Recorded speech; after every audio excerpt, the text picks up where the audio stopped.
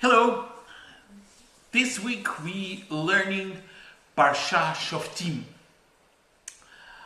Moshe continues his last sermon, his repetition of the Torah to the new young generation, and he continues going into the details of the laws of the halakha of Jewish Torah. He instructs the people of Israel to appoint judges and law enforcement officers in every city. Justice shall you pursue, he says. He commands them, and you must administer it without corruption and or favoritism. Crimes must be meticulously investigated and evidence thoroughly examined. A minimum of 2 credible witnesses is required to decide on a conviction and punishment. In every generation, says Moses, there will be those entrusted with the task of interpreting and applying the laws of Torah. And in our days, it's the rabbinical community and our Jewish courts. According to the law that they will teach you and the judgment they will instruct you, you shall do.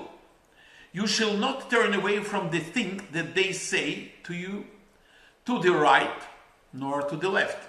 It means you cannot be more restrictive than what the law says or less restrictive than the law says.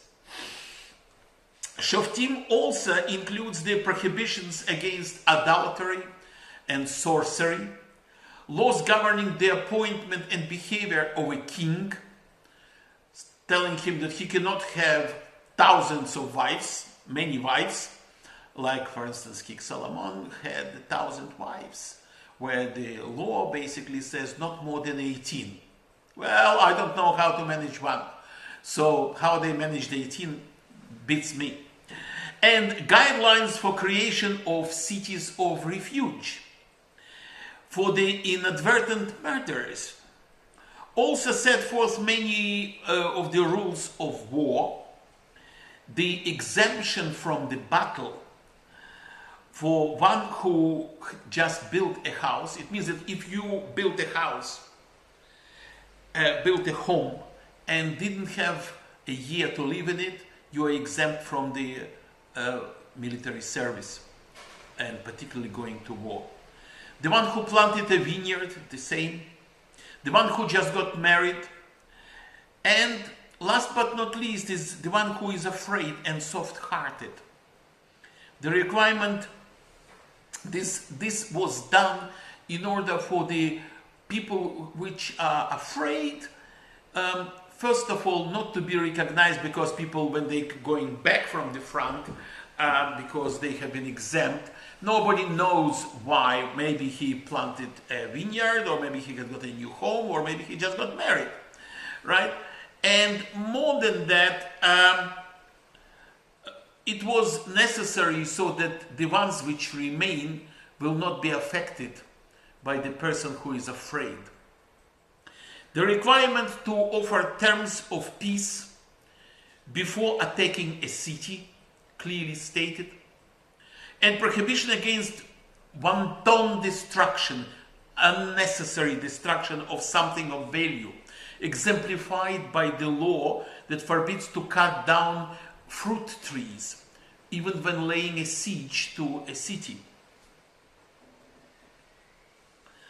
In the context of the Torah, it makes a famous statement, for man is a tree of the field.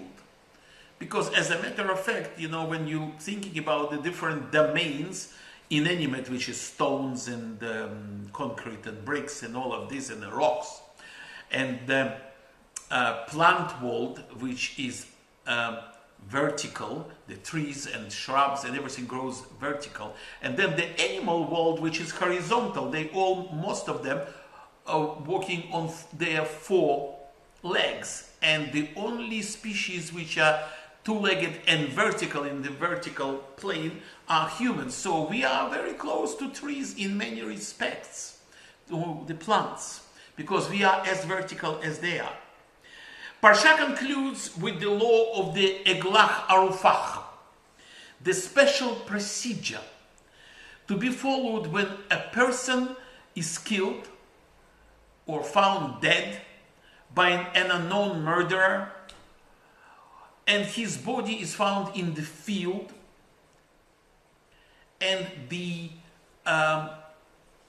community which is the closest to that place takes responsibility for this person, first of all, to bury the person, and its leaders not only for what they do, but also for what they might have prevented from being done. So they take responsibility as if accepting a guilt for the fact that the person was alone somewhere in the field and got sick or was killed, and the community did not help him, did not take care of this person. And it's a very elaborate process that the community leaders must go to get atonement. Why I'm talking about it so much? Because I believe, as usual, I would like to bring the Parsha, what the Parsha is saying, to our events taking place right now and what is happening right now. So the law of Eglach Arufach is about community responsibility. It is absolutely amazing, actually, how Torah is guiding us today through thousands of years since it was written. And its relevance is as critical today as it was before Jews entered the promised land, when Moshe is actually talking about it. I spoke many times about the fact that the purpose of the Torah is to teach all generations, and specifically us, the pre-Messianic generation, how to build a new civilization based on love of people, altruism, instead of competition and egoism, which is what we have today. We are a competitive, aggressive, egoistic world. I hope we all agree that COVID-19 is the first, unfortunately not last, of the biblical proportion lessons we are about to experience. Today, Europe, USA, Africa, Latin America, Asia, Australia experiencing COVID-19. Second wave in many places. One of the basic requirements is to prevent the spread of the virus, is to, just to wear a mask in public places, which is a logical requirement. Apparently not that really difficult to fulfill.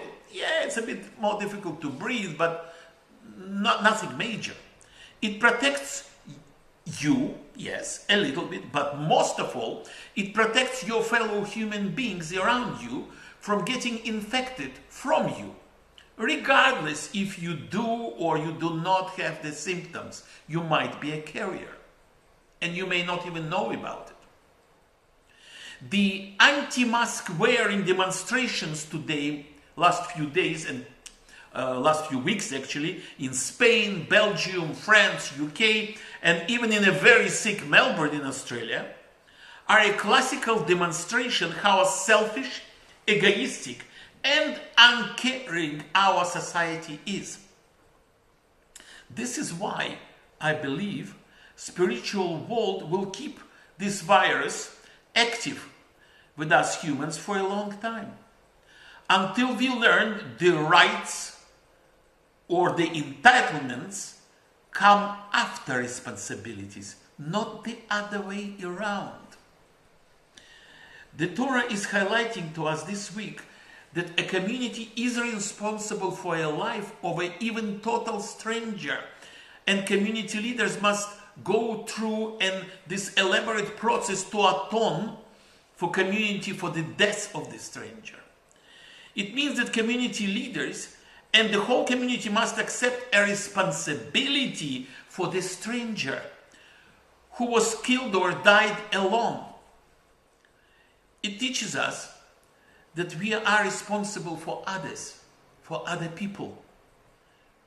It's clearly saying to humans, to us, to whole humanity, in a very direct way, start taking care of others, other people around you in public places, at least by wearing a mask. So if you think the same way as the demonstrators protesting for their so-called right not to wear the mask, think twice. Nobody gave us the right to infect other people. And we all have the responsibility to protect the people, total strangers around us. Are you for the good or evil? If you don't want and don't wear a mask in public and demonstrating for your silly rights, you are evil. I'm not afraid to say that. If you wear a mask in public, regardless of your level of discomfort, you are for the good. You have learned this week Parsha lesson. That's it. Shabbat Shalom.